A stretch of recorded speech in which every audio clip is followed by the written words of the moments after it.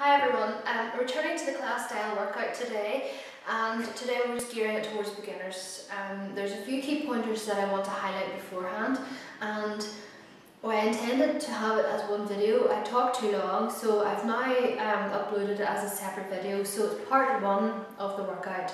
You'll see the key pointers and just some things to consider before you're going in. It just clarifies the sort of verbal cues that I'm giving throughout the workout, just so you know what I mean when I'm saying these things. So the workout now, I'm going to run through one round as an instructor, so you can work out with me. Go at your own pace. If you want to go faster than what I'm going at, go to faster paced, but just as long as you maintain proper form. If you want to go slower, then like I said, just slow down and take a longer rest if you need it. There's 5 exercises, and the goal is to complete at least 3 rounds. So after the first round, then have a longer break as you reset this video. If you want the verbal cues again and motivation out of that, then that's a perfect chance to get an extra rest. If not, and you want to challenge yourself even more by increasing the intensity, then set your timer up so you're doing 3 continuous rounds.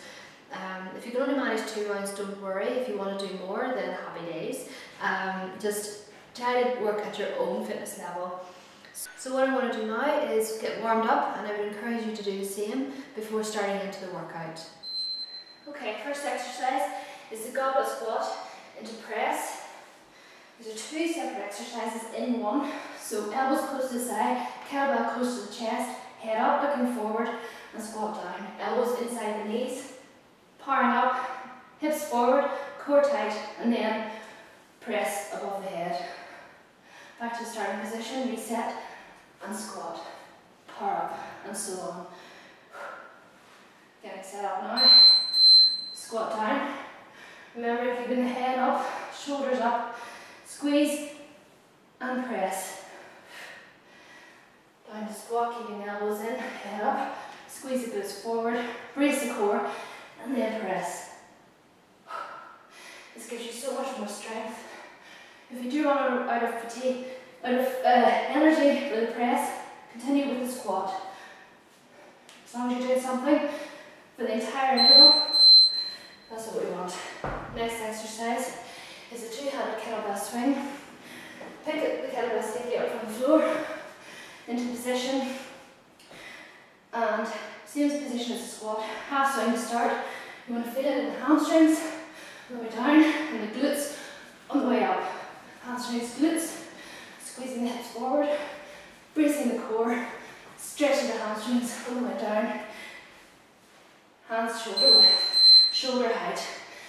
Okay, so now let's go.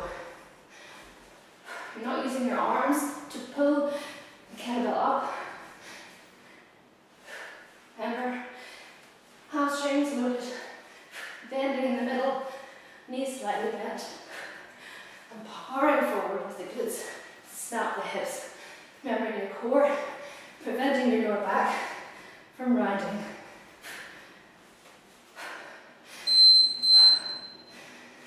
Next exercise is a core exercise, and it will also focus on the lower abdominal region. It's the diagonal knee tuck. Elbows over your hands into the plank position, bracing the core. Hips forward, glutes tight, opposite knee towards the opposite elbow. Don't worry if you can't get there. You will eventually as your flexibility improves. Set up and knee tuck. As you reset your foot back to the floor, reset the core and the glutes, ensuring that your bum doesn't go up in the air or sink down. This is very important to building core strength and stability. If you get too tired, just hold in a static plank or rest. Keeping the eyes on the floor. Well, not on the floor. Okay, bent over row. Setting up in a wider stance, wider than hip width apart. Bending at the hips and the knees, bringing yourself forward like so. Rowing 1, kettlebell on one side, and then swapping over. Pulling the arm close to the side, you'll feel it scraping along the side, rowing the kettlebell towards the hip. And row. You should feel this in the back of your shoulder, into the lats, not in your traps. If you feel it there, you're probably shrugging your shoulders and pulling the kettlebell too far up. You have to pull it back towards the hip. Aim for the hip. Squeeze, keeping your back straight, eyes looking down onto the floor, keeping your head neutral. And rest there. Next exercise, final exercise is body weight, dynamic squat. You're wanting to jump wide, sink down and power up again. It's not a huge jump, but make sure that your feet are wide enough to allow your hips to sink down. You can aim to touch the floor. If you can't, don't worry. Okay, get ready. Feet narrow to start. And as you jump out, let the knees track outwards to allow the hips to sink down.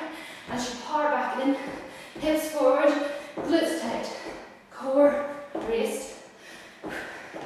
Keeping the head up, looking forward. Just find a spot somewhere on the floor or on the wall to look at. Keeping the shoulders up. And we're nearly there. Push on through. Hips forward. Glutes tight. And finish there. Okay, so I hope you enjoyed the workout. I actually did this workout yesterday. I did 6 rounds of it. I changed the intervals up so there were 20 seconds rest and 40 seconds effort.